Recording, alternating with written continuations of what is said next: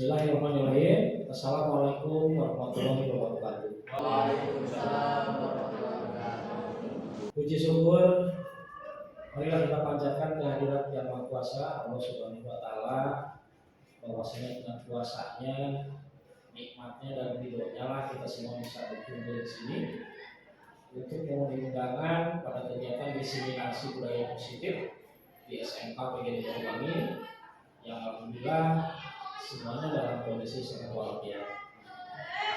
Terima kasih Bapak Kepala Sekolah yang saya hormati, yang kebetulan hari ini tidak bisa hadir karena ada tugas keluar kota.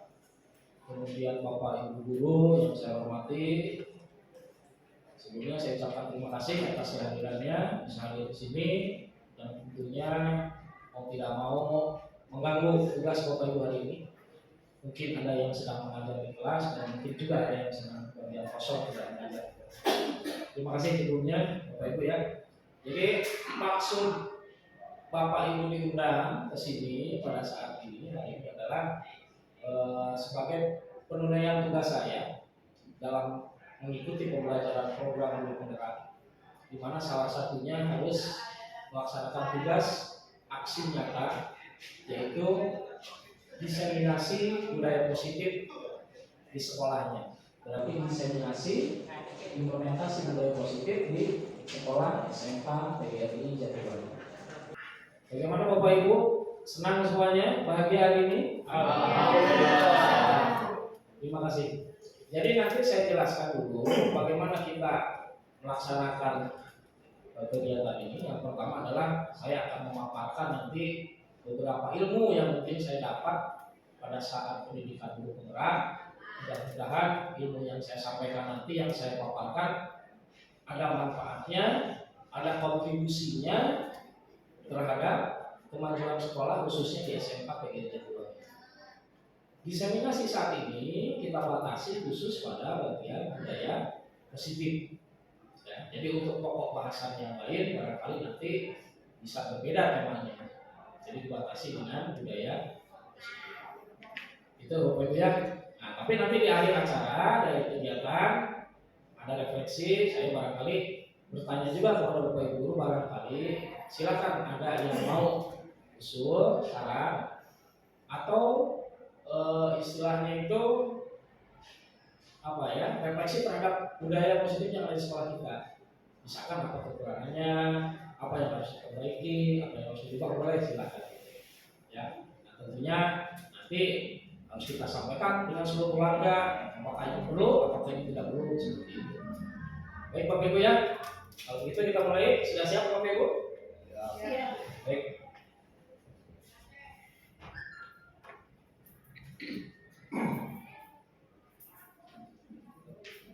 Memperhatikan Bapak Ibu ya.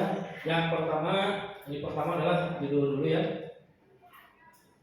Diseminasi implementasi budaya positif SMK PGRI Jatiwangi, aksi nyata modul 1.4 budaya positif CGP angkatan 9, narasumbernya BBM Sulaiman ST, kemudian guru pengajar, guru fasilitator Ibu Eti Dewi Sartika FPD, guru pengajar praktek Ibu Sukmawati SPDGR.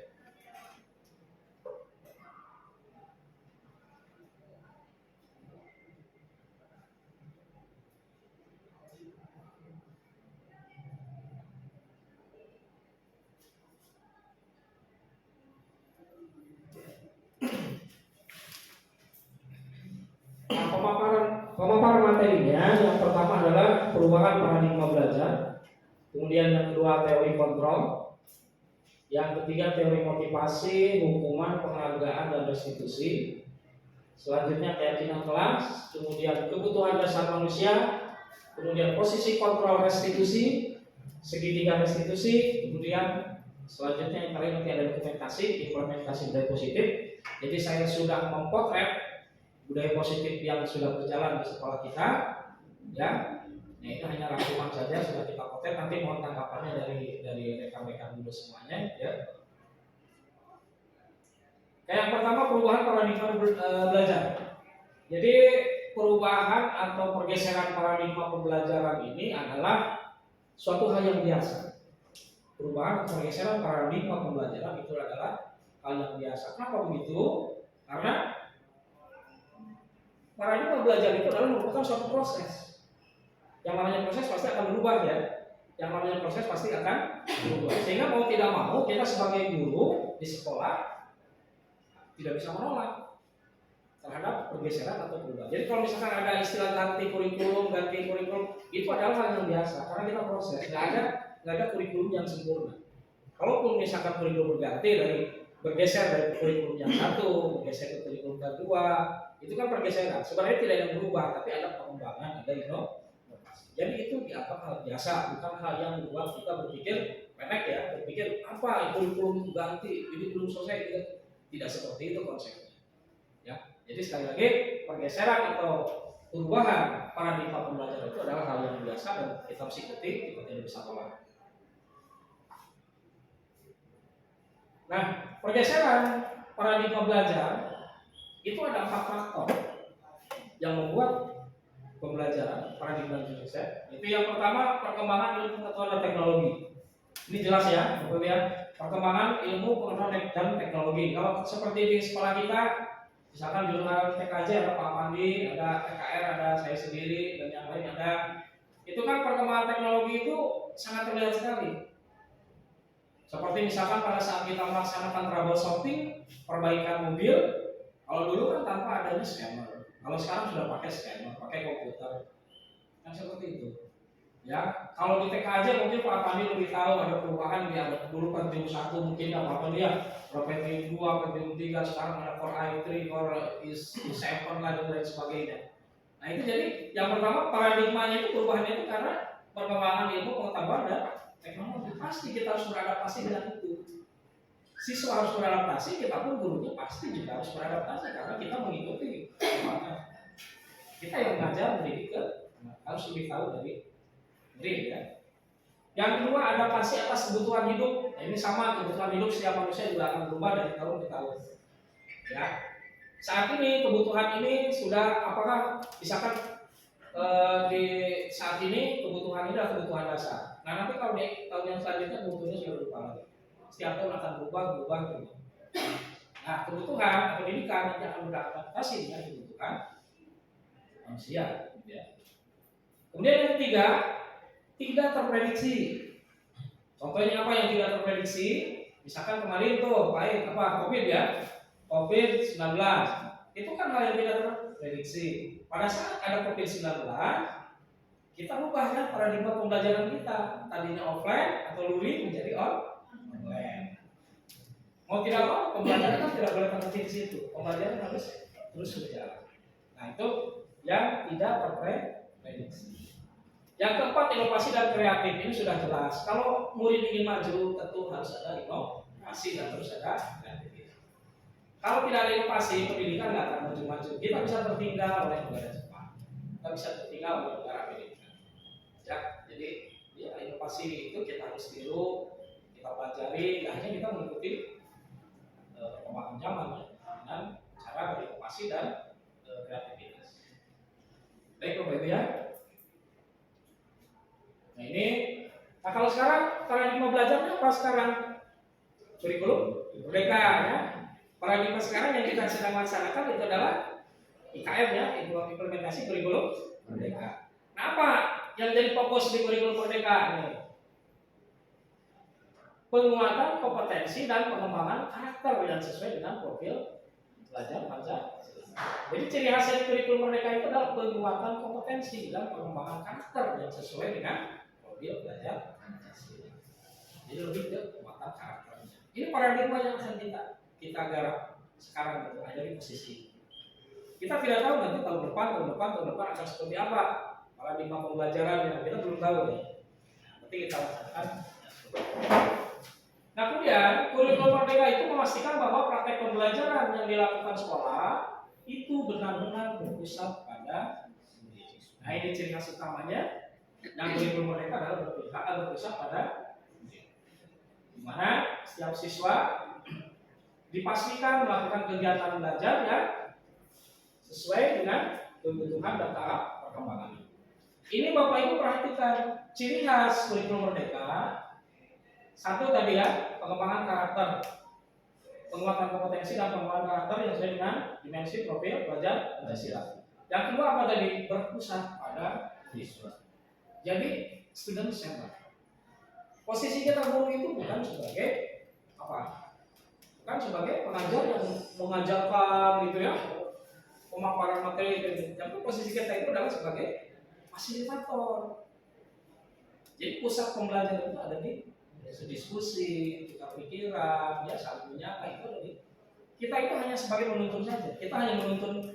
Bahkan posisi kita di sana pada saat mengajar, posisi kita itu harus sebagai teman dengan siswa itu harus sebagai teman. Bagaimana caranya kita tuntun anak tersebut sehingga berhasil? Ya. Jadi itu yang kedua, berpusat pada siswa, kemudian pastikan melakukan kegiatan belajar yang sesuai dengan kebutuhan. Nah ini sesuai dengan kebutuhan dan tahap perkembangan. Kita harus paham, sebagai guru harus paham perkembangan anak umur 2 tahun sampai 3 tahun, sampai 5 tahun, sampai 6 tahun. Ada di posisi mana kita ini? Kan ada wirama, ada wiraga, kalau nggak salah ya Pak ya. Seperti itu tahap perkembangan manusia itu. Nah, kita harus sesuaikan. Kalau memang murid yang kita ajarkan, kita didik itu anak SMK, berarti ada di posisi mana tahap perkembangannya? Tahap perkembangan otaknya ada di mana? Tahap perkembangan sosial emosionalnya ada di mana? Bisa kita terapkan seperti anak di SMP, atau kita terapkan seperti anak di perguruan tinggi, nggak bisa. Ya sekali lagi, bapak saya didik, pastikan pembelajaran kita sesuai dengan kebutuhan dan tahap perkembangan. Pak, kalau kebutuhan bagaimana? Kebutuhan muridnya apa saat ini? Nah, kita harus jeli, karena setiap murid itu adalah manusia yang berbeda, karakternya beda, sifatnya beda, ya. Karakternya, wataknya juga beda. Nah semua karakter, semua watak, semua sifat-sifat yang ada pada murid yang beraneka ragam itu harus kita cari kebutuhannya, mana yang sesuai dengan kebutuhan anak si A, anak si B, anak si C. Itu tugas kita sebagai guru harus ini. Jelas Bapak ya? Nah ini perubahan paradigma belajar. Nah ini perubahan paradigma belajar, profil pelajar Pancasila. Ini semua Bapak Ibu insya Allah semua sudah paham, sudah kelompok ya. Di antaranya yaitu beriman, bertakwa kepada Tuhan Yang Maha Esa, dan berharap mulia, kemudian kedua berkebinekaan gelombang, tiga bergotong royong, 4 mandiri, bernalar kritis, kemudian kreatif.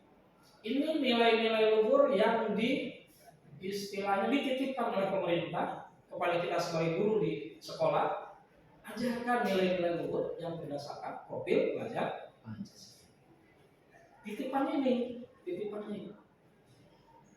Jadi semua aktivitas pembelajaran kita di kelas semua harus tertuju pada satu fokus pembentukan karakter yang sesuai dengan nilai profil pelajar. Insya Allah Bapak Ibu sudah paham, tidak usah terlalu panjang di sini. Kemudian selanjutnya teori kontrol.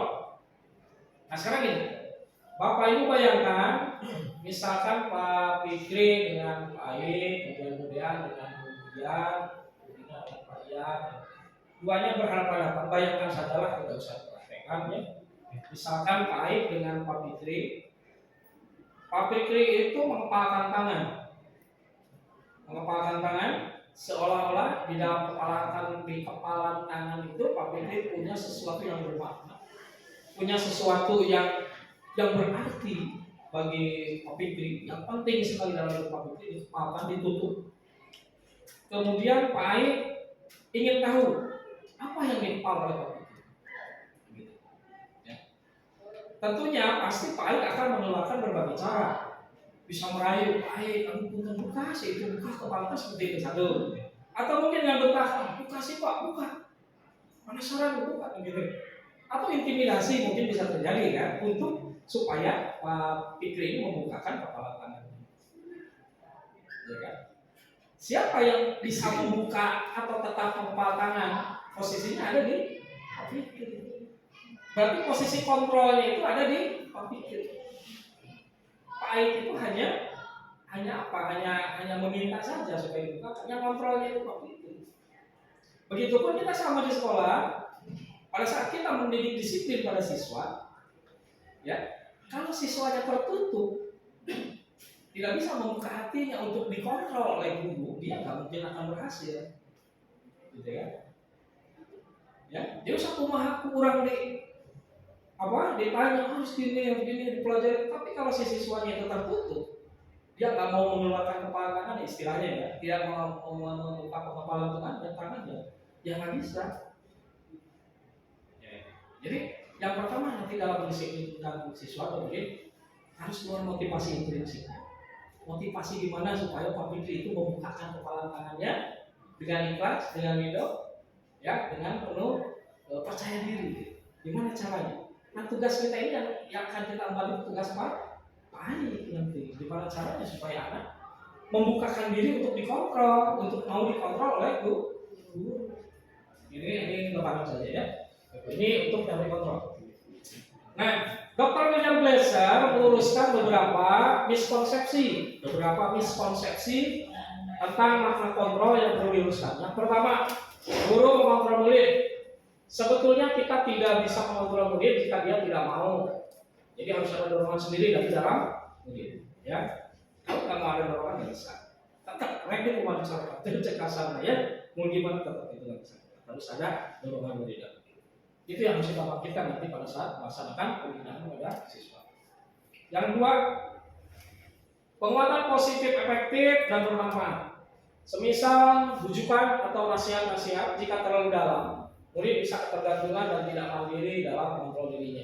Ini hati-hati juga Bapak Ibu dengan mengeluarkan kalimat-kalimat nasihat atau pujian ya, nasihat-nasihat atau misalkan ujian, bujukan itu harus hati-hati.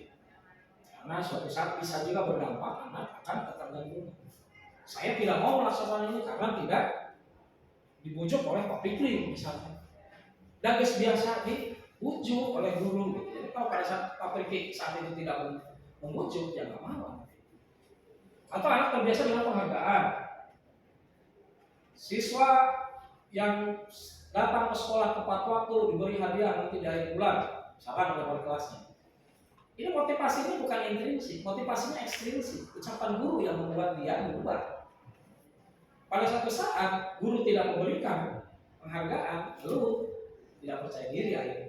Nah, ini harus hati-hati juga kita sebagai guru dalam mendidik anak ya. Oke, selanjutnya, nah ini teori kontrol sama. Yang ketiga, kritikan dapat membuat orang merasa bersalah. Ya. Nah, ini hati-hati juga dengan kritikan, Bapak Ibu ya. Pada saat kita melaksanakan disiplin pada anak, menasihati, membimbing dan lain sebagainya, hati-hati juga dengan kritikan. Karena kritikan itu usahakan kritikan yang membangun, jangan kritikan yang membuat anak itu tidak percaya diri. Kritikan yang membuat anak itu merasa bersalah, kalau salah, lalu tidak percaya dirinya hilang. Itu hati-hati, ya. Itu kritikan. Kemudian yang keempat, orang dewasa memiliki hak untuk memaksa. Nah, ini teori kontrol yang keempat, orang dewasa biasanya punya hak untuk memaksa. Itu tidak Bapak Ibu. Salah satu contoh misalkan di kelas 3, kelas 12, terhadap kelas 11, terhadap kelas 10. Biasanya kelas 12 maksa aing ya. Kurang senior dia. Kurang bisa nih mana dia seperti itu. Ya. Nah, itu biasanya suatu kebiasaan bahwa orang lebih dewasa itu punya teori kontrolnya memaksa. Padahal tidak melihat umur, yang muda, yang sedang, yang tua, semua punya hak untuk memilih. Paham ya? Lanjut. Nah, disiplin positif. Nah, sekarang kenapa disiplin positif ini harus ada pada budaya positif? Jadi pada budaya positif ini, sekali lagi saya jelaskan bahwa budaya positif itu adalah budaya itu lebih ke kebiasaan-kebiasaan kan, lebih ke kebiasaan-kebiasaan positif. Awalnya dibentuk dari mana? Awalnya dibentuk dari nilai-nilai positif, nilai-nilai kebajikan. Nilai-nilai itu kita laksanakan sehingga terjadi satu kebiasaan, terjadi suatu kebiasaan di dalam aktivitas. Nah, maka ini kegiatan atau aktivitas biasa yang dilakukan itu disebut budaya positif. Nah, kita sebagai guru punya peran penting dalam mewujudkan budaya positif di sekolah. Ya, punya peranan penting. Kita ini punya posisi sentral. Kita ini punya posisi sentral di sekolah itu untuk mewujudkan budaya positif. Ya kan? Tujuannya untuk apa?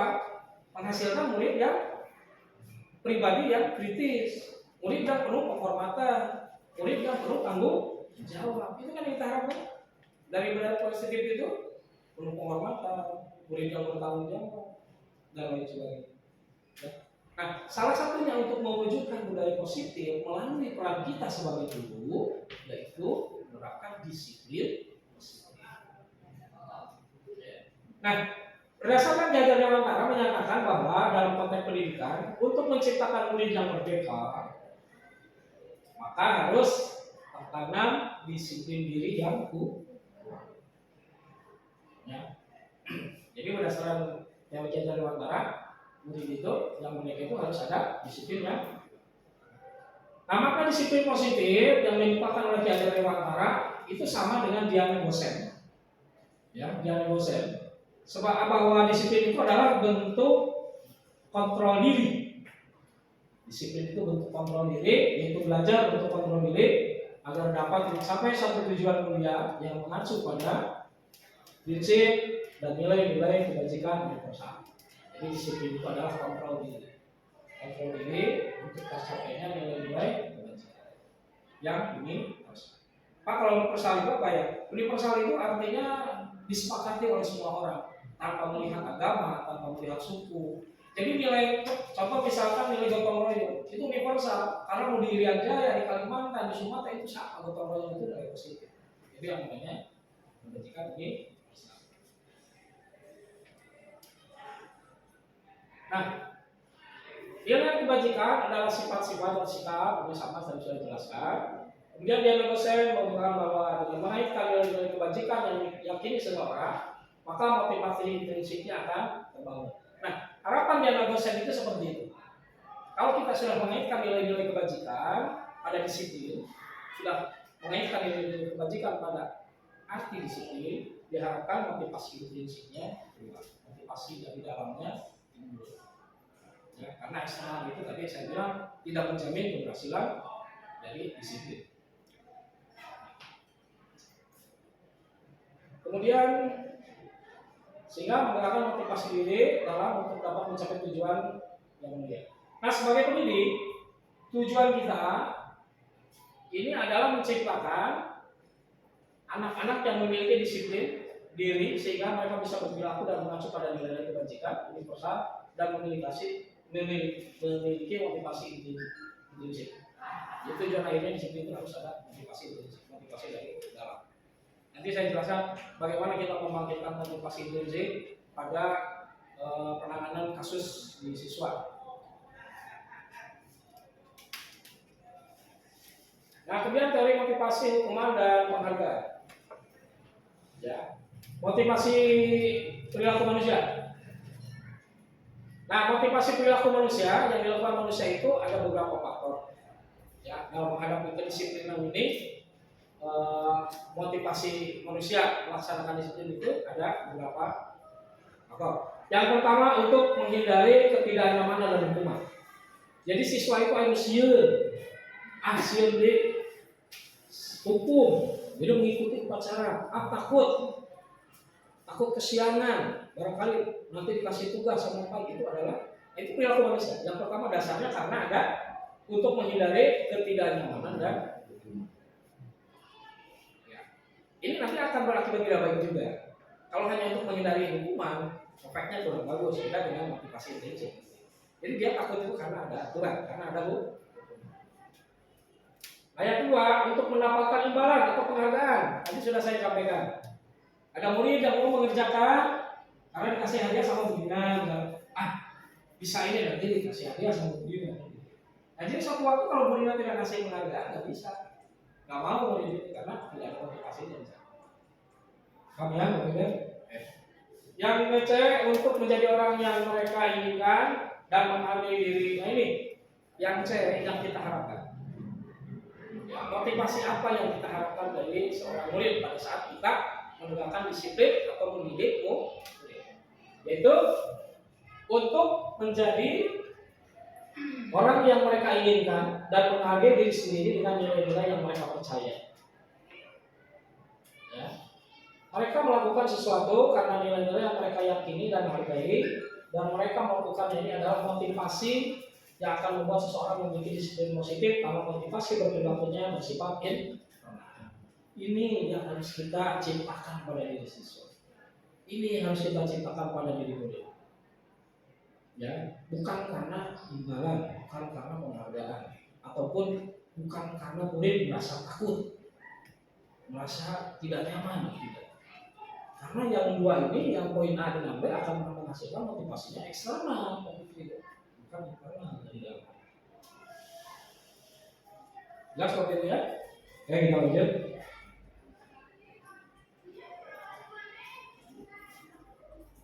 Nah, sekarang ke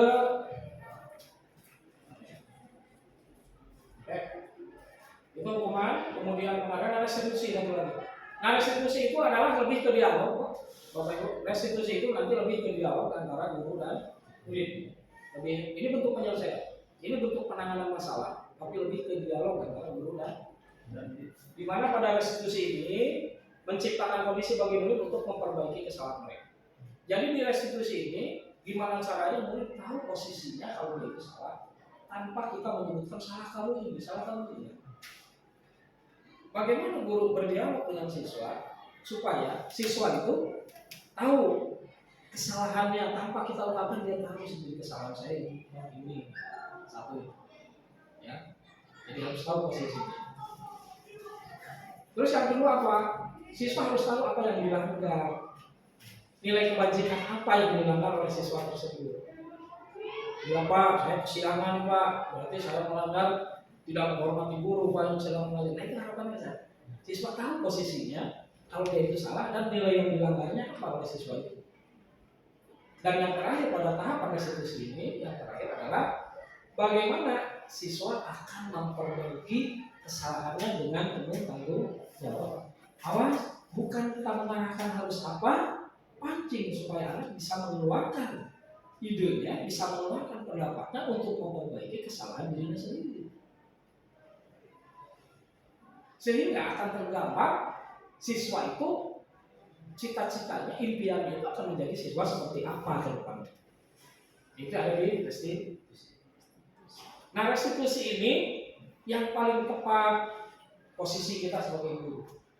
Jadi bukan hukuman, bukan penghargaan, tapi tahapannya adalah kita menggunakan restitusi. Jadi dialog dengan murid. Sehingga murid itu akan menjadi seorang murid yang bertanggung jawab terhadap perilakunya. Dia bisa menjelaskan kesalahannya, dia bisa menjelaskan apa nilai-nilai yang dilanggarnya, dan dia punya program untuk memperbaiki. Itu harapannya di restitusi. Oke, yang kelima ini keyakinan kelas nih. Yang pertama Bapak Ibu ke sekolah kelas itu harus membuat keyakinan kelas. Pak, keyakinan kelas dan kesepakatan kelas sama. Mungkin ada yang bilang keyakinan kelas boleh. Saya lihat di kelas PAI kemarin kesepakatannya ini boleh. Jadi keyakinan itu apa Pak? Keyakinan itu adalah nilai-nilai positif, nilai-nilai kebajikan, ya, nilai-nilai luhur, nilai-nilai baik yang disepakati antara murid dengan guru. Untuk apa? Untuk dilaksanakan. Keyakinan kelas ini awas dalam penyusunannya harus mengikut sertakan ide, gagasan, keinginan dari seluruh murid. Nggak boleh Pak Fikri ngambil 5 sampel saja siswanya, jadi harus seluruhnya. Semua siswa mengeluarkan idenya, mengeluarkan pendapatnya, mengeluarkan gagasannya, nilai-nilai apa yang bisa diyakini bisa kita laksanakan di kelas sehingga menghasilkan pembelajaran yang aman, tertib, nyaman, dan pembelajaran yang menyenangkan. Itu tujuannya. Tertib, aman, nyaman. Pada saat pembentukan keyakinan kelas pun, di sini kita berpihak pada Karena kesepakatan kelas itu bukan buat oleh pembina, itu dibuat oleh ya. Cuma kita larut nanti ke dalam keyakinan kelas tersebut. Karena kita harus beradaptasi dengan keinginan. Jadi sekarang nggak zamannya murid buat aturan apa, guru buat aturan sendiri. Harus ini, harus ini, harus ini, harus ini. Ya. Pak, sekarang ada pertanyaan, kalau keyakinan dengan peraturan sama nggak Pak? Beda. Ya. Ini saya ambil gambaran. Kalau misalnya ada aturan, siswa yang sudah memiliki SIM, yang bawa motor wajib menggunakan helm. Itu kan aturan ya, wajib menggunakan helm. Nah saya tanya, kalau siswa, bapak ibu aja lah, kalau bapak ibu menggunakan helm di sekolah, berarti menunjukkan apa ya? Rasa apa itu? Rasa apa boleh sih? Kalau kita pakai helm, untuk apa sih helm? Keamanan. Satu, keamanan. Yang kedua, keselamatan.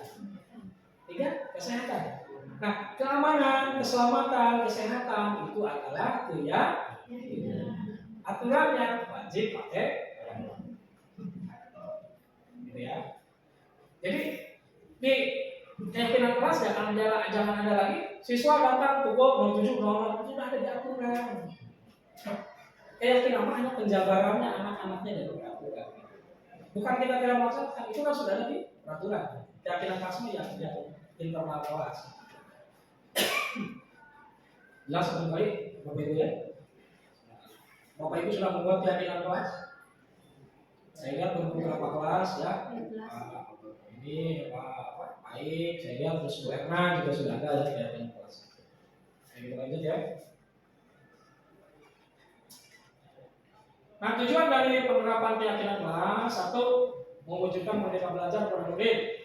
Murid diberikan kebebasan melakukan pendapat tentang keyakinan kelas apa saja itu dah ya, jadi murid disuruh menggali gagasannya, pikirannya, bertuang dalam keyakinan kelas. Kemudian mewujudkan disiplin positif pada anak yang kemudian akan menjadi budaya positif. Sama. Nilai-nilai yang ada pada keyakinan kelas itu adalah merupakan nilai-nilai disiplin positif. Tentunya nanti akan mewujudkan budaya positif. Ya.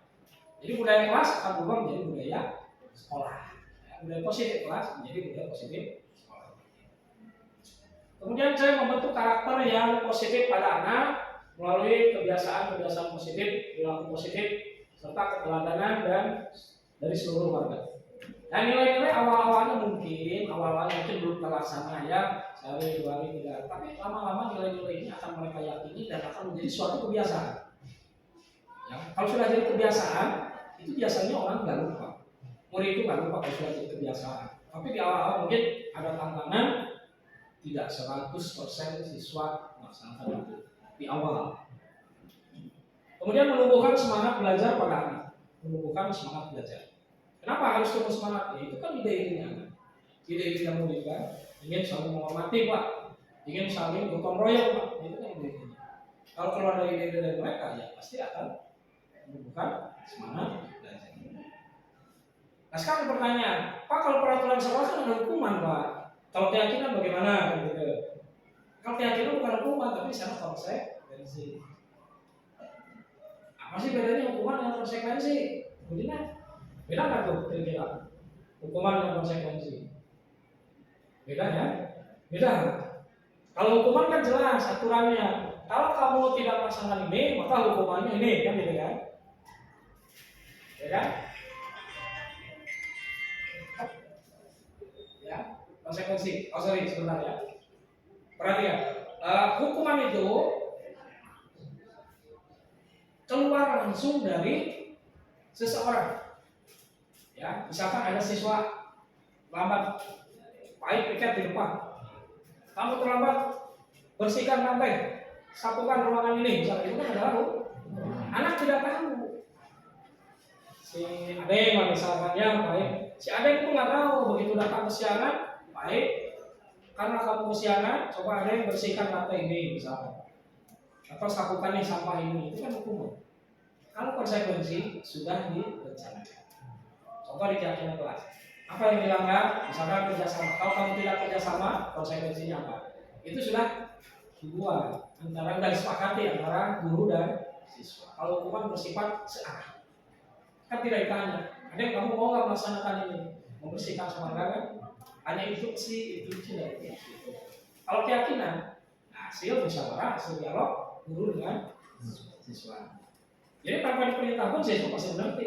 Oh konsekuensinya saya tidak kerjasama, ya harus ini saya harus mengerjakan ini. Ya, oke, kita lanjut. Nah, ini keyakinan kelas yang saya lihat dari beberapa kelas, dan antaranya saya rangkum. Itu ada disiplin, saling menghormati dan menyayangi, sopan santun, bertanggung jawab, menjaga kebersihan, bertanggung jawab, mandiri. Ini rata-rata di setiap kelas itu ada. Banyak saya rangkum, umumnya seperti ini. Ya, saya lihat sudah banyak di kelas-kelas. Nah, keyakinan kelas itu dampaknya satu, terciptanya sebuah komunikasi yang harmonis, pasti ya, siswa dengan guru pasti harmonis. Kemudian terlihat dan terasa adanya motivasi belajar dari siswa yang meningkat setelah mereka diajak berdiskusi dengan hal-hal positif. Pasti karena melalui proses diskusi akan terasa motivasi belajarnya naik. Sebab setiap siswa ditanya pendapatnya. Yang ketiga, pembelajaran yang berpihak langsung pada murid. Tercipta dengan adanya keyakinan kelas. Betul, itu berpihak langsung pada murid karena pada proses pembentukan keyakinan kelas dibahas bersama secara diskusi antara guru dan kemudian selanjutnya terciptanya suasana belajar yang terasa menyenangkan. Betul sekali, pasti akan berdampak terasa menyenangkan. Ya. Lanjut, kebutuhan dasar. 6. Kebutuhan dasar. Pada teori ini Maslow itu beranggapan bahwa kebutuhan menjadi alasan terbentuknya motivasi. Kebutuhan itu menjadi alasan terbentuknya motivasi. Ketika pada diri seorang individu untuk melakukan suatu kegiatan yang menopang individu tersebut di dalam usaha memenuhi kebutuhan mereka. Jadi motivasi itu akan terbentuk dari kebutuhan. Setiap murid memiliki kebutuhan dasar. Ya, jadi kebutuhannya terpenuhi dulu baru ada motivasi. Kalau kebutuhan tidak terpenuhi tidak akan ada motivasi. Lanjut. Nah ini kebutuhan dasar.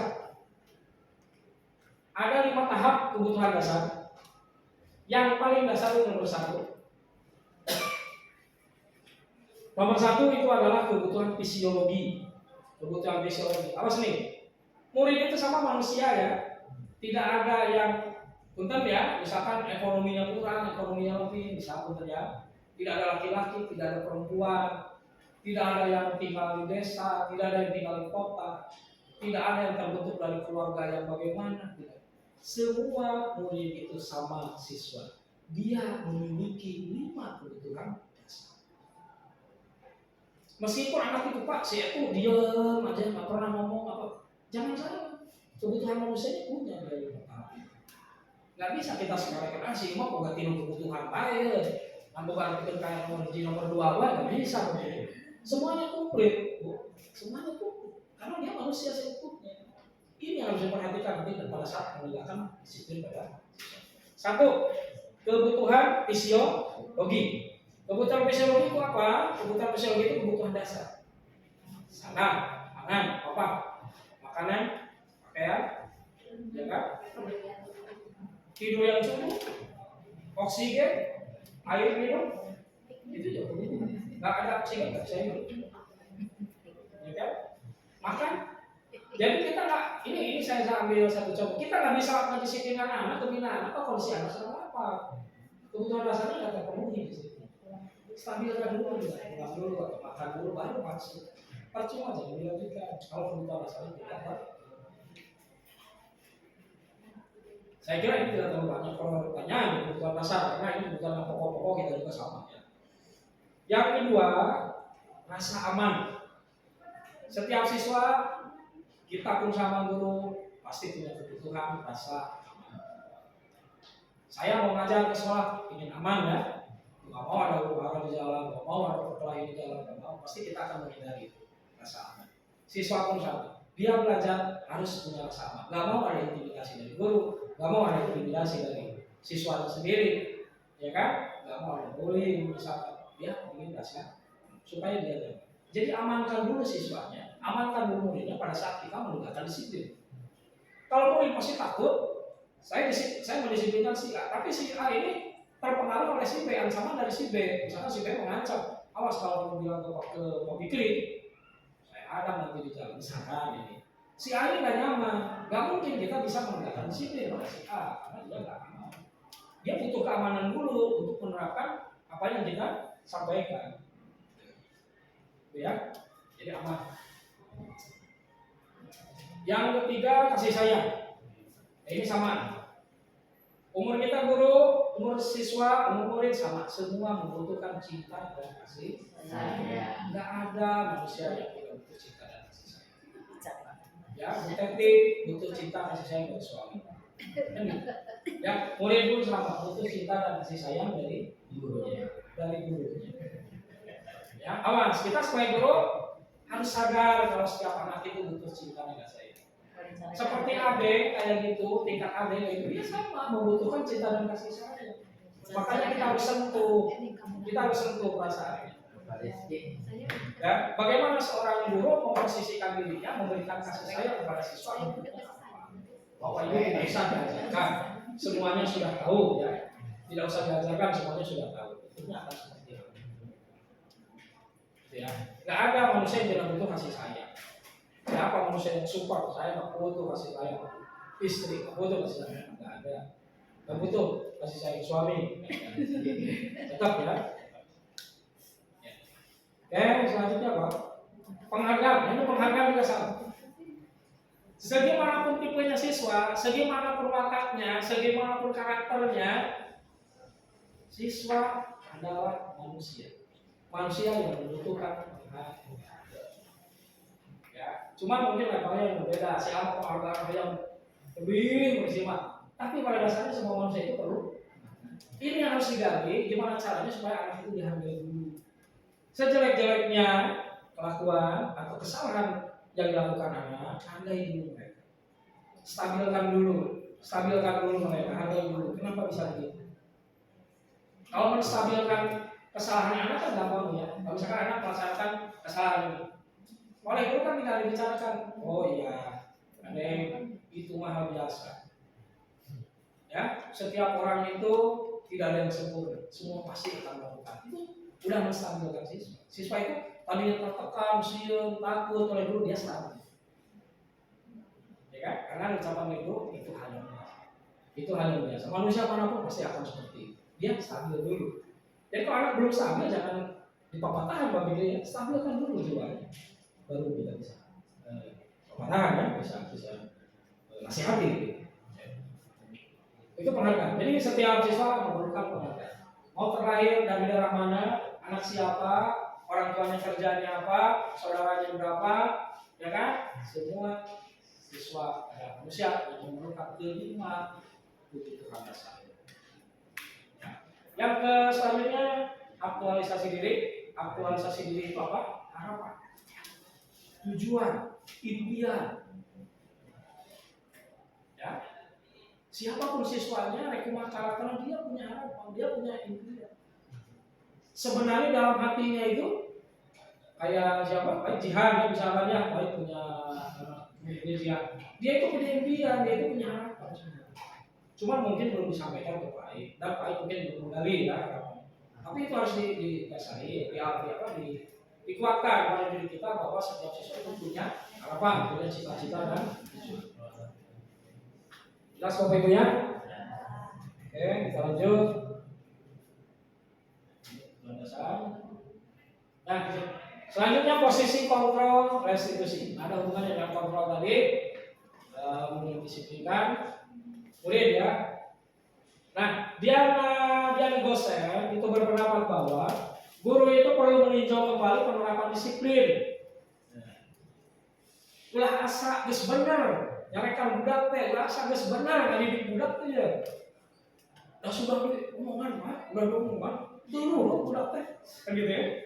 Udah tapi anu bae kelas kieu. Saya lah palu lah di mana. Nah, itu sendiri. Jadi menurut dia dosen harus ada peninjauan kembali terhadap disiplin yang sudah kita sampaikan ditinjau, direfleksi. Karena bentuk kontrol kita terhadap murid itu ada 5 tipe. 1, posisi penghukum. Ya, posisi penghukum. Ya posisi penghukum seperti tadi. Anak kesiangan, siapa kesiangan? Ada yang gini. Ya kan? Satukan ruangan lumas misalkan di depan. Atau pel ini ruangan ini. Atau misalkan tarik 1 keliling lapang. Itu hukuman. Dan biasanya hukuman ini tidak membuat kesalahan. Tidak berhasil keberhasilannya. Ya, tidak berhasil kalau hukuman itu. Jadi menurutnya hanya seketika. Anak mau membersihkan ruangan humas, tapi pada saat sudah beres membersihkan ruangan, dia gitu lagi. Apa kita akan menghukum? Nah, yang kedua sebagai posisi pembuat merasa bersalah. Saya sedang ngajar di kelas, tiba-tiba anak cakiak kesiangan. Aduh Zakia, kamu ini kenapa sih sampai kesiangan? Tahu nggak sih kalau kesiangan itu bapak itu dimarahin oleh kepala sekolah gara-gara tidak bisa menggunakan. Siapa yang disangkakan bapak? Tolonglah jangan kesiangan besok, ya kan? Si anak akan merasa bersalah. Begitu datang ke kelas, ya semuanya jadi hati Pak Wewen. Gara-gara saya, murid Pak Wewen dicarikan ke kepala sekolah ini, pasti dimarahin oleh kepala sekolah, gitu kan? Iya kan? Itu merasa bersalah. Ini akan berdampak apa? Negatif, karena si anak itu minder. Pada saat ketemu dengan saya, malu. Sudah menyakiti hati Pak Wewen, sudah menyakiti hati diri. Kan gitu kan? Bersalah dia. Ini tidak menunjukkan kontribusi yang positif nantinya, karena akan mewujudkan ketidakpercayaan diri dan malu kepada murid terhadap gurunya. Yang ketiga posisi teman. Nah, posisi teman itu kita memposisikan kita sebagai teman. Ya, ayo kekurangan biasanya. Tidak mau, sampai perbaiki seperti ini misalkan. Atau misalkan tidak mengerjakan tugas, ini kesulitannya di mana? Ini, oh iya nanti saya jelaskan. Udah nggak apa-apa, jangan dikerjakan. Itu bapak bantu nanti biar nilainya lulus. Nah itu posisinya Pak. Ini juga nggak bagus. Efeknya nggak bagus posisi teman, ya kan? Nggak bagus karena pada saat posisi saya suatu hari saya tidak bisa menjadi posisi teman anak tersebut, anak itu akan kecewa. Wah biasa bejakan, bisa ngasih tahu kalau belajar kumaha ambil maksud, ya kecewa. Selanjutnya posisi pemantau. Nah kalau pemantau itu hampir sama dengan penghukum, tapi dia memiliki dasar-dasarnya. Jadi kalau ada kesiangan, kamu tahu nggak? Sekarang masuk itu jam berapa? Jam 7. Kalau nggak jam 7, apa hukumannya? Itu pemantau. Jadi selalu melihat ke aturan yang bakunya. Ya, kamu masuk jam berapa? Kamu baru masuk istirahat itu jam berapa sampai jam berapa? Jam 9.40 pas jam 10. Sekarang jam berapa? Jam 10.30 Pak. Berarti gimana kamu? Terlambat. Nah, itu pemantau. Jadi dihubungkan dengan Nah selanjutnya posisi manajer. Nah ini posisi manajer yang harus kita terapkan. Guru itu posisinya harus ada di manajer. Ya. Nah, kalau posisi manajer itu ada kegiatan-kegiatan. Ini kalau posisi manajer itu ada kegiatan-kegiatan kaitannya dengan pelaksanaan restitusi tadi. Jadi dalam penyelesaian masalah, penanganan masalah dengan siswa, satu ada menstabilkan dulu siswa, ya. Kemudian yang kedua ada validasi tindakan, kemudian ada penanyakan keyakinan. Jadi di manajer itu satu ada stabilitas siswa dulu, ya, menstabilkan siswa. Kayak tadi, contoh kata-kata menstabilkan seperti tadi. Sudah itu hal yang biasa, manusia manapun akan seperti itu. Bapak buat, bapak juga sama, mau berangkat dari sekolah jam segitu, pasti akan ngebut ke sekolah. Itu stabil. Jadi dianggap suatu kesalahan itu tidak membuat anak tidak percaya diri. Jadi dianggap itu kebiasaan biasa dan setiap manusia pasti akan mengalami hal seperti itu. Itu tahap menstabilkan. Ya.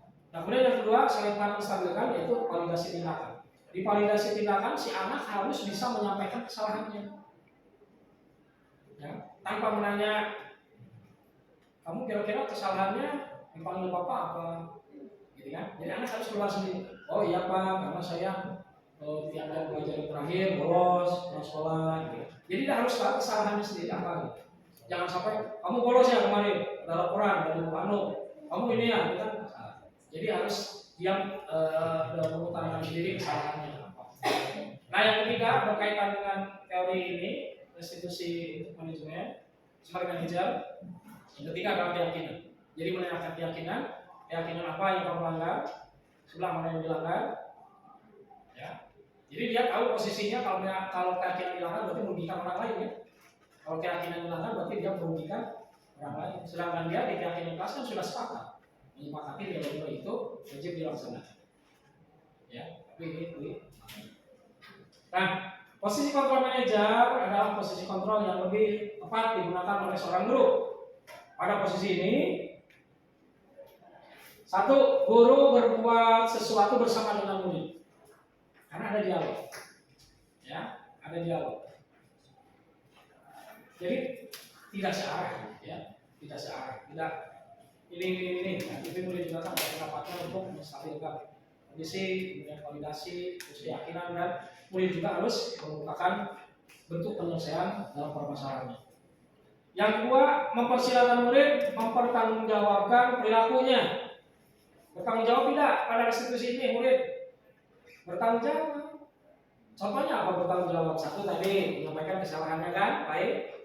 Yang kedua, keyakinan apa yang kamu langgar? Tanggung jawab kan? Yang ketiga, bagaimana memperbaiki kondisi kalau kamu seperti ini? Tanggung jawab kan? Kapan memperbaiki? Besok Pak, tanggung jawab. Jelas, mempersilahkan murid mempertanggungjawabkan perilaku. Kemudian dengan posisi kontrol restitusi, tiga, mendukung murid agar dapat menemukan solusi atau permasalahannya sendiri. Ya, tadi bagaimana kamu memperbaiki keadaan ini? Jadi kan murid mencari solusi. Kecuali kalau memang solusi itu tidak dapat, memang boleh kita bantu. Ya, boleh kita bantu. Tapi biarkan murid mencari solusinya sendiri. Mendukung murid menjadi manusia merdeka, mandiri dan bertanggung jawab. Ya, itu bertanggung jawab karena di situ pada restitusi dengan tipe kontrol manager, murid pasti bertanggung jawab karena harus memperbaiki perbuatannya. Kemudian mandiri, murid harus punya ide untuk memperbaiki kesalahannya. Kemudian mereka dibebaskan. Murid akan seperti apa untuk perbaikan? Idenya apa untuk memperbaiki kesalahan itu merdeka. Enggak dipantau oleh kita. Harus ini tidak. Jadi di sini menunjukkan Pak.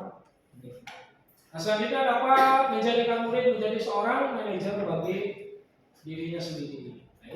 Jadi dia akan mengatur dirinya sendiri. Guru itu jelas di sini tidak ada intimidasi, tidak ada bentakan, marahan, cacimak, tidak ada seperti itu. Jadi guru itu hanya menuntun, mengarahkan, membimbing supaya siswa tetap pada jalan yang benar.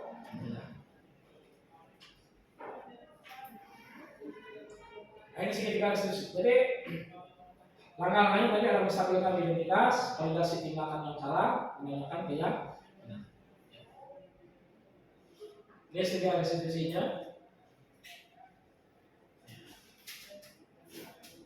Ya, validasi ada menstabilkan itu. Nah, sekarang pertanyaan, Pak, kalau bentuk restitusi ini kan bentuk kontrol itu kan ada 5. Bagaimana kalau tidak di nomor 5, misalnya ada posisi yang nomor berapa sebagai teman, itu tergantung situasi dan kondisi. Tidak semestinya posisi kontrol itu dipakai di restitusi. Atau mungkin Pak, posisi kontrol saya tidak bisa 1, harus 2. Misalkan posisinya sebagai teman dan sebagai penghukum misalkan. Boleh tidak 2? Boleh, silakan. Ya, kalau dalam kondisi terpaksa dan kondisinya tidak mungkin. Tapi kalau kondisi memungkinkan, idealnya harus pakai yang restitusi. Jadi pakai yang teori kontrol manajer. Itu yang diwajibkan, itu yang direkomendasikan. Ya, jadi boleh pakai 2 atau 3 boleh. Tergantung situasi kondisi dan ya gimana siswa juga dan bentuk permasalahannya seperti apa gitu. Ya, dan murid ya. Nah, dia dosen itu berpendapat bahwa guru itu perlu meninjau kembali penerapan disiplin.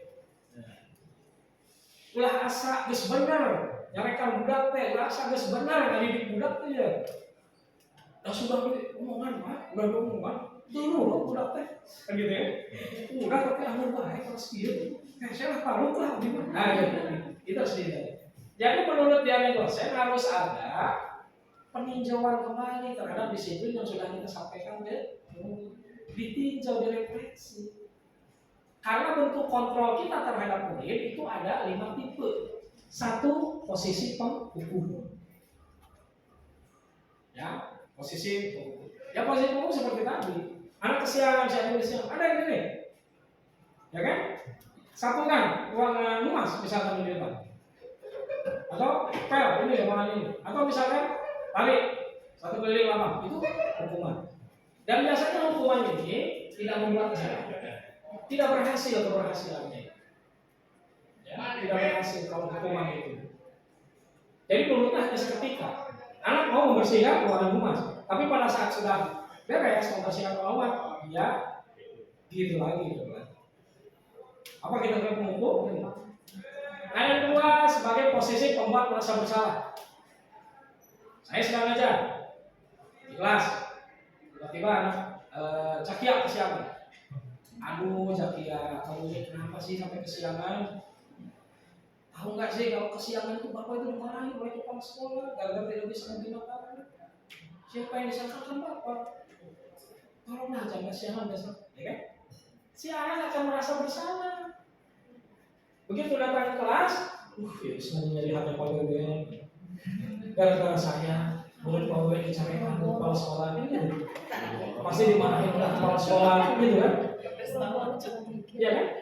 Itu merasa bersalah. Ini akan berdampak apa? Negatif, karena si anak itu minder. Pada saat ketemu dengan saya, malu. Sudah menyakiti hati Pak Wewe, sudah menyakiti hati diri. Kan gitu kan? Bersalah dia. Ini tidak menunjukkan kontribusi yang positif nantinya, karena akan mewujudkan ketidakpercayaan diri dan malu kepada murid terhadap gurunya. Yang ketiga posisi teman. Nah, posisi teman itu kita memposisikan kita sebagai teman.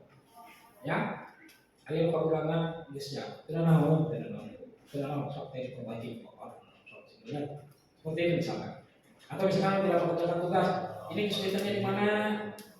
Ini oh iya nanti saya jelaskan, udah nggak apa-apa lah kalau jangan dikerjakan, itu bapak bantu nanti biar nilainya lulus.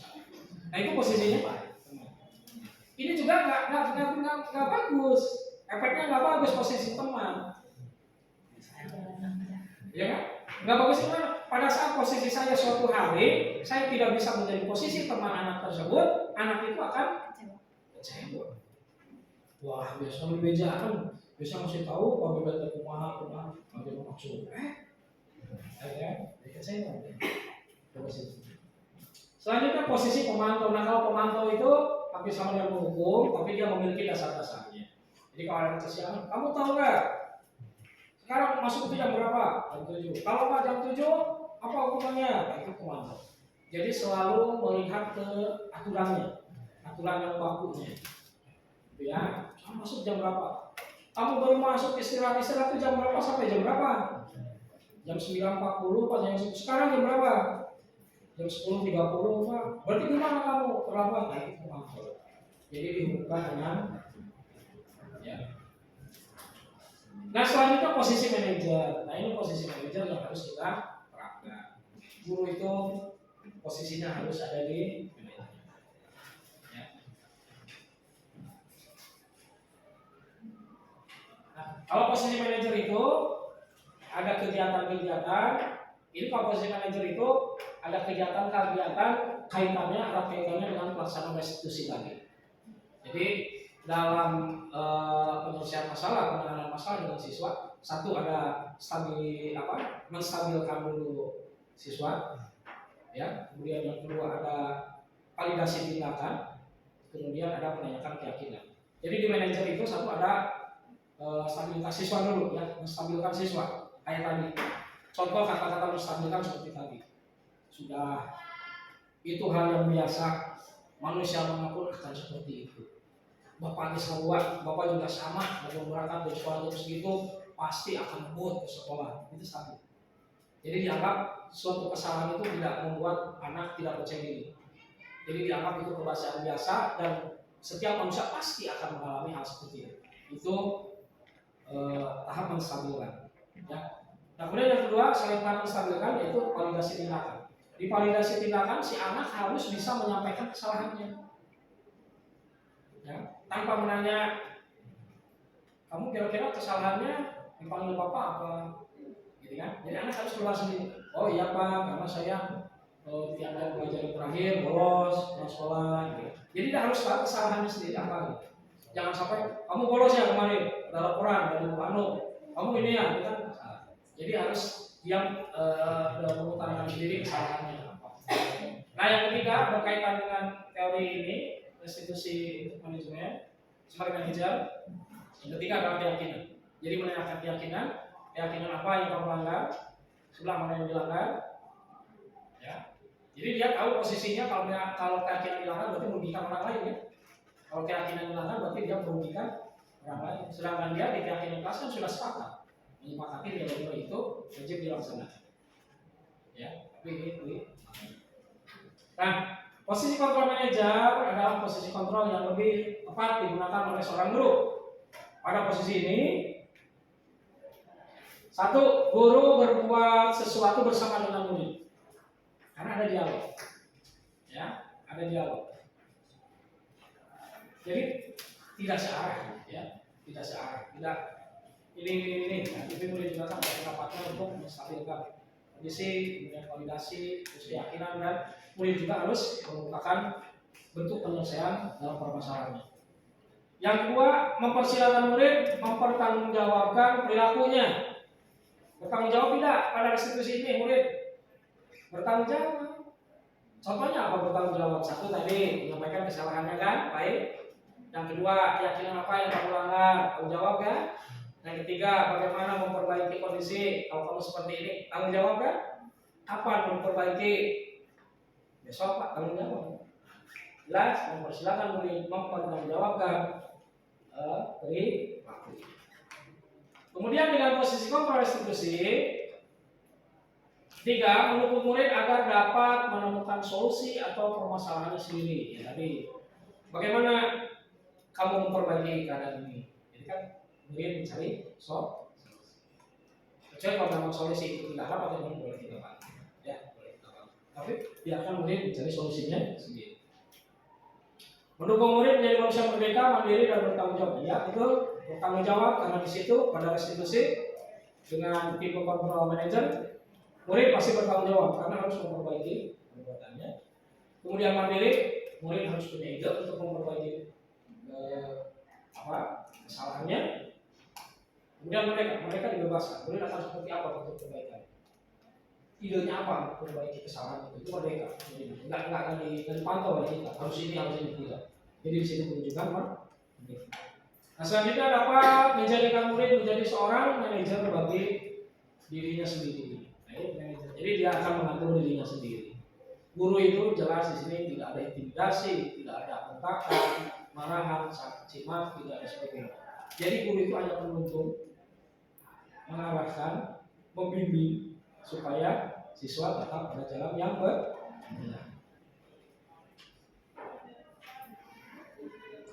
Nah, ini signifikan restitusi. Jadi langkah-langkahnya tadi adalah menstabilkan identitas, validasi tindakan yang salah, menanyakan keyakinan.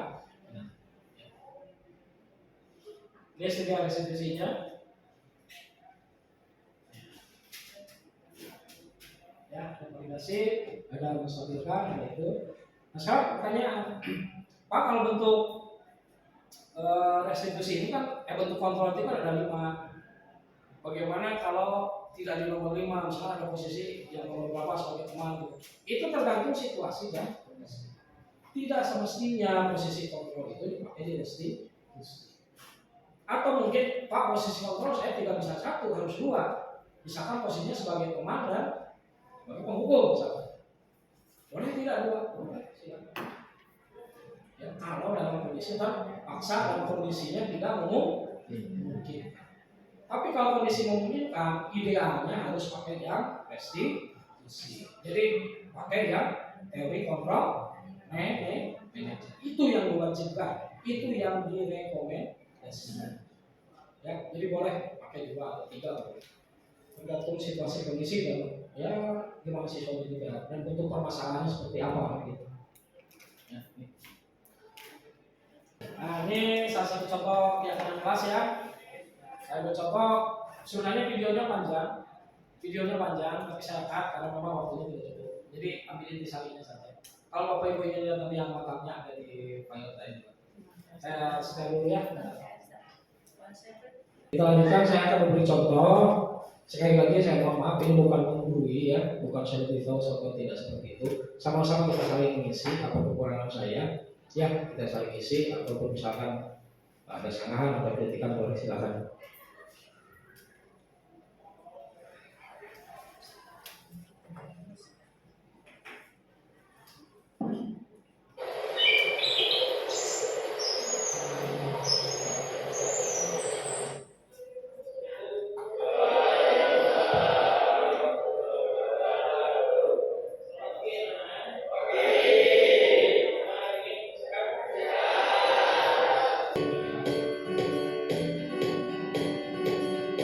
Nah, kemudian selanjutnya ada 2 kasus nanti untuk penanganan siswa yang menggunakan 3 restitusi tadi. Jadi satu kasus siswa tidak pernah pikir kelas dikarenakan sering mengikuti kegiatan keagamaan. Itu yang satu kasus. Nah, kasus yang kedua ada siswa yang sering bolos di hari Rabu karena kebetulan saat itu pelajaran IPAS ya, saat itu IPAS saya sedang melaksanakan penanganan, nanti bisa dilihat. Baik, Bapak Ibu. Jadi silahkan kita lihat 2 kasus contoh penanganan siswa. Yang pertama, siswa itu jarang pikir kelas karena memang pasti hari itu ada kegiatan keagamaan, itu madrasah di desanya, sehingga dengan metode pendekatan restitusi tertemu permasalahannya, itu dialihkan jadwal pikirnya. Kemudian yang kedua, permasalahannya siswa sering bolos di jam akhir tiap hari Rabu karena siswa itu tidak mengerti, tidak paham terhadap mapel IPAS, sehingga yang terjadi timbul bosan, suntuk, dan akhirnya pulang ke rumah. Alhamdulillah dengan pendekatan restitusi ini, melalui pendekatannya siswa sudah bisa mengikuti lagi pembelajaran. Nah, Bapak Ibu, apa yang akan kita ambil dari dua video ini? Yang pertama tadi yang segitiga restitusi yang kita terapkan, satu ada menstabilkan dulu identitas. Jadi jangan sekali-kali Bapak Ibu membimbing anak, menasihati anak dalam kondisi siswa yang tidak stabil. Ulah diomongan udah kentut pambok, ya. Jangan diajak ngomong kalau siswa lagi putus, gitu. Biarkan dia stabilkan dulu, tenangkan dulu yang pertama. Nah, yang ada di tahap menstabilkan identitas yang kedua, anggap suatu kesalahan siswa itu adalah kesalahan manusia yang wajar. Jadi maksudnya biar dia tahu kesalahannya, tapi dia tidak, jadi dia selalu percaya diri, tidak minder, tidak putus asa. Stabilkan dulu identitas. Kalau anak sudah tenang, ya sudah tenang, kemudian sudah kenali, baru kita masuk ke validasi tindakan. Validasi tindakan itu anak menceritakan kesalahannya apa, ya akibatnya apa yang akan terjadi jika kesalahan itu, apakah merugikan orang lain, tidak, siapa saja yang dirugikan, ya perbuatan negatif apa yang terjadi kalau dia bertindak seperti itu. Nah, itu validasi tindakan. Nah, selanjutnya yang ketiga, tahapan yang ketiga yaitu menanyakan keyakinan. Karena setiap siswa punya keyakinan kelas. Tanya keyakinan mana yang dilanggar. Anak harus paham sendiri keyakinan yang dilanggarnya yang mana. Ya. Nah, selanjutnya jangan lupa kebutuhan dasar manusia itu punya harapan. Setiap manusia punya harapan. Tanya harapannya ini seperti apa. Segimanapun juga anak, dia pasti punya harapan, punya tujuan, dan punya cita-cita. Cuma mungkin kita tidak bisa menggalinya saja, atau siswanya tertutup tidak bisa menyampaikan itu. Padahal dalam artinya sama seperti kita punya cita-cita, punya harapan. Mungkin juga punya kekecewaan, mungkin saja seperti itu. ya, menandakan keyakinan. Nah, terus selanjutnya di tahap restitusi ini yang terakhir adalah bagaimana siswa bisa memperbaiki kesalahan. Itu harus keluar dari diri siswa tersebut. Akan seperti apa? Ya. Makanya ada pertanyaan-pertanyaan tadi. Nah, kalau memang terjadi seperti itu, kira-kira apa yang akan kamu perbaiki untuk menyelesaikan masalah ini? Kan ada kata-kata seperti itu. Ya. Nah, setelah itu tanyakan mau kapan diperbaikinya, biar jadi komitmen dengan guru. Ya, alhamdulillah selesai. Akhirnya masalahnya bisa. Nah, ini yang direkomendasikan kepada kita sebagai guru dalam penanganan masalah kuliah. Nah, ini nilai-nilai positif atau budaya positif yang sudah saya potret di sekolah ini. Yang pertama itu sudah menunjukkan adanya poster kesepakatan kelas atau keyakinan di beberapa kelas, meskipun ada satu dua yang belum. Namun Bapak Ibu yang bertugas sebagai wali kelas bisa dilaksanakan, ya. Kita buat keyakinan kelas biar anak-anak belajar mandiri, kemudian belajar bertanggung jawab terhadap keyakinan. Ya. Kemudian ini keyakinan kelas yang diambil dari kelas samping ini, kalau nggak salah wali kelas Pak Ida. Nah, ini sudah bagus. Jadi keyakinan kelas itu tersirat. Poin-poinnya itu tersirat. 1 apa, 2 apa, 3 apa, 4 apa, 5 apa, 6 apa, selanjutnya. Nah, di bagian bawahnya ada legalitas, ada tangan-tangan dari siswa. Artinya siswa ikut berperan menyumbangkan pikirannya, siswa ikut menandatangan dan bertanggung jawab terhadap konsekuensinya. Makanya di situ perlu tanda tangan.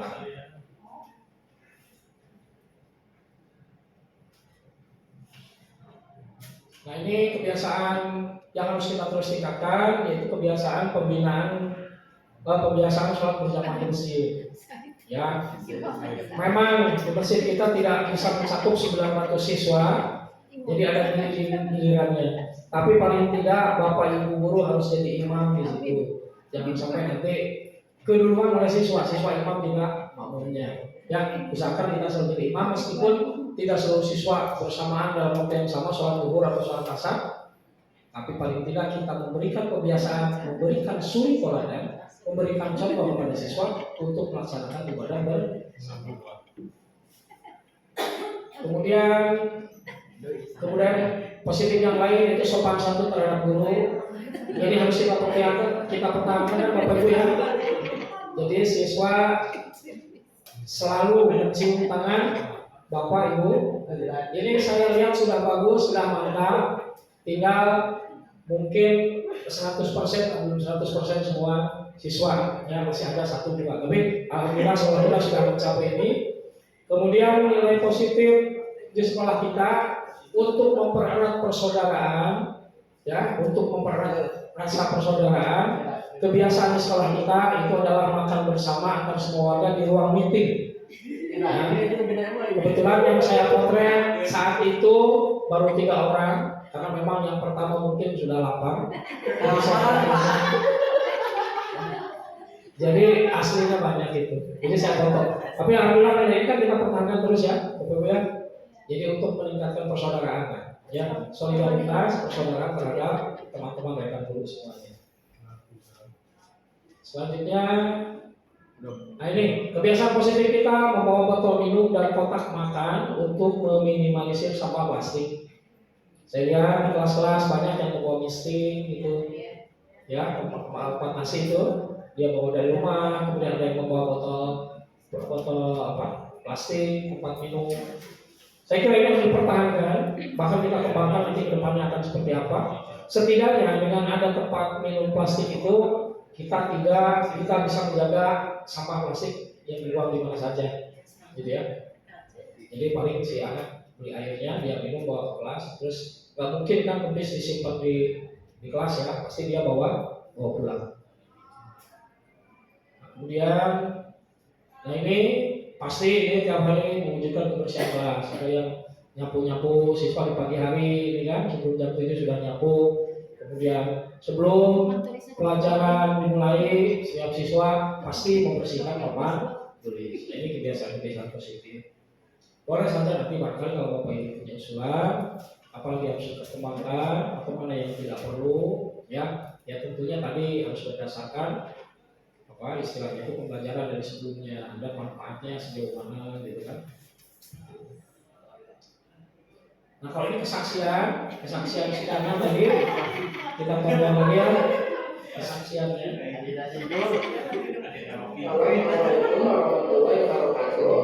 Alhamdulillah setelah saya mendapatkan pembinaan dari Pak Beben selaku wali kelas saya bisa mengatur kegiatan di desa dan bisa melaksanakan kegiatan kelas. Wassalamualaikum warahmatullahi wabarakatuh. Ada satu lagi, Bapak Ibu. Ini si Jakia kan tadi. Assalamualaikum warahmatullahi wabarakatuh. Alhamdulillah saya merasa senang setelah mendapatkan pembinaan dari Pak Beben selaku wali kelas saya. Saya tidak akan mengulangi lagi dalam pelajaran IPAS. Dan ternyata pelajaran IPAS itu menyenangkan, tidak sesulit yang dibayangkan. Jadi sekarang saya tidak bolos, baru mengikuti pelajaran IPAS.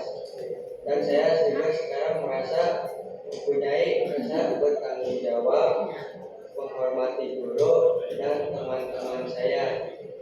Sekali lagi terima kasih Pak Beben. Assalamualaikum warahmatullahi wabarakatuh. Itu kesaksian dari siswa-siswa yang sudah ditangani dengan menggunakan pendekatan manajer ya, manajer yang menggunakan pendekatan segitiga restitusi. Nah ini itu akhir pemaparan materi. Silakan Bapak disimak tadi ya hasilnya seperti apa. Mudah-mudahan apa yang saya sampaikan itu ada kontribusinya terhadap sekolah. Intinya hari ini saya menggagas, saya mengajak kepada Bapak Ibu, yuk bersama-sama ya kita majukan sekolah, kita majukan pendidikan, salah satunya dengan mewujudkan budaya positif. Kita perkaya, kita perbanyak nilai-nilai positif yang bisa kita terapkan di sekolah sehingga betul-betul murid menjadi murid yang berguna, bertanggung jawab, penuh penghormatan, nyaman di sekolah, aman dan menyenangkan. Sehingga tujuan daripada pembelajaran itu akan tercapai. Barangkali Bapak Ibu ada usul silakan, kalaupun misalkan tidak ada tidak apa-apa. Nah, saya kasih waktunya, silakan.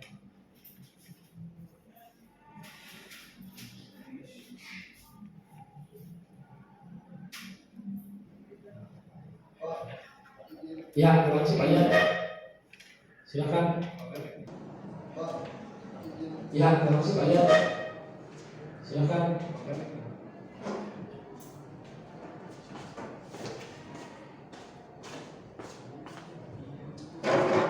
Izin mengusulkan ya Pak, Ya.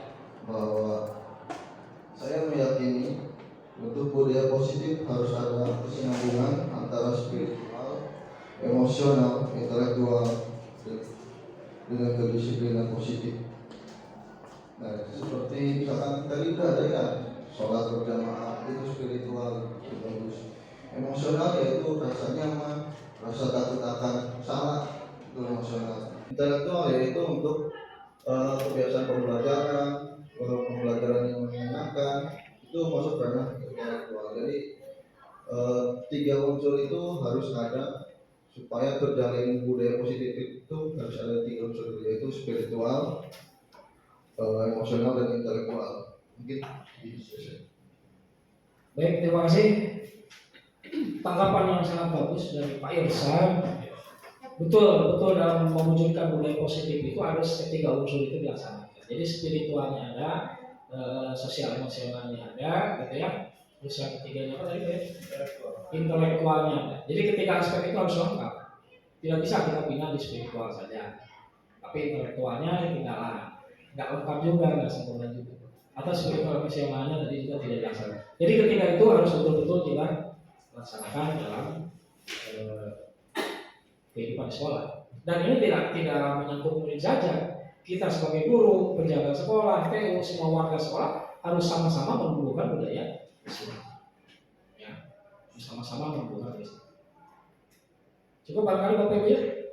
Ada lagi pertanyaan? Ya, maka berarti.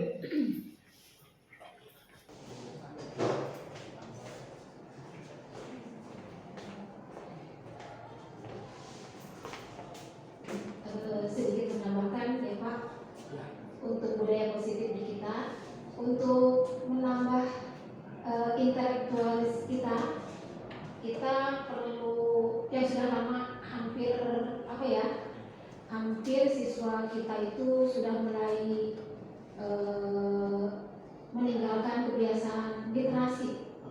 Ya, semenjak COVID-19 itu budaya literasi kita sudah mulai hampir tidak ada jarang mengunjungi perusahaan. Bagaimana kalau kita untuk meningkatkan intellectual untuk membudayakan kembali budaya literasi? Ya, sayang sekali buku-buku yang ada itu kita manfaatkan ya dengan adanya pojok membaca.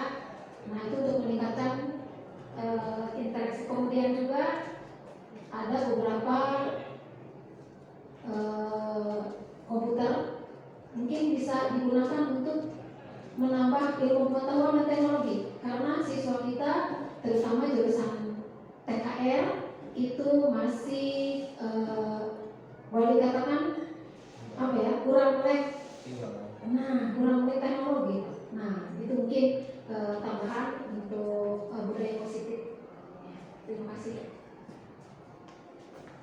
Ya, terima kasih ke Ibu Teti Teriana SPD. Jadi sampaikan tadi memang betul, kita sama-sama hijau ya, kita sama-sama pantau pada saat setelah pandemi COVID itu kebudayaan literasi kita semakin menurun. Ya, nanti ada penggeraknya Ibu Lina dan yang bahasa Indonesia itu. Mudah-mudahan kita bisa jadikan yang positif nih. Nanti kita usulkan bersama ke kepala sekolah. Kita yakini itu akan, dan memang kita yakin itu akan bagus ya. Dengan budaya literasi itu akan meningkatkan kemampuan atau wawasan siswa menjadi lebih baik. Kita yakin. Nah, keyakinan kita mungkin nanti kita satukan dengan keyakinan guru yang lain yang kebetulan tidak ada di sini, sehingga nanti diusulkan ke paslon bisa menjadi suatu kebiasaan. Nilai-nilai literasi ini bisa menjadi suatu kebiasaan dan akan memperkuat budaya positif di SMK PGRI Jatiwangi. Gitu ya. Nah, masalah komputer tadi barangkali solusinya nanti mungkin bisa ada pembelajaran komputer barangkali di luar jam pelajaran yang reguler ya, jadi ya nanti bisa kerjasama dengan itu jurusan TKJ, ada Kaprok TKJ kan Pak Pandi di sini ada. Bagaimana kita cari solusinya Pak Pandi sehingga siswa-siswa TKR ini bisa lebih kuat lagi pemahaman tentang atau keterampilan tentang IT-nya, tentang komputernya gitu kan. Ya, tampaknya di TKJ kan lebih banyak guru-guru yang kompetennya, guru-guru yang punya kemampuannya ada di sana. Nanti kita selesaikan solusi ini ya bekerja dengan bersama semua guru. Yang mudah-mudahan ini jadi satu kebudayaan positif juga Pak Pandi ya, karena kita jadi kebudayaan positif yang bisa membangun karakter, membangun kepandaian atau keterampilan dan wawasan murid, barangkali seperti itu. Ada lagi Bapak Ibu? Cukup. Baik kalau cukup Bapak Ibu ya, mudah-mudahan apa yang saya sampaikan Ibu merasa tidak puas. Ya, merasa tidak puas karena saya juga manusia biasa yang banyak kekurangan Bapak Ibu ya. Kalau dalam pemaparan saya ada yang kurang atau yang tidak enak di hati Bapak Ibu, mohon maaf yang sebesar-besarnya. Ya, mari kita sama-sama belajar, mari kita sama-sama study.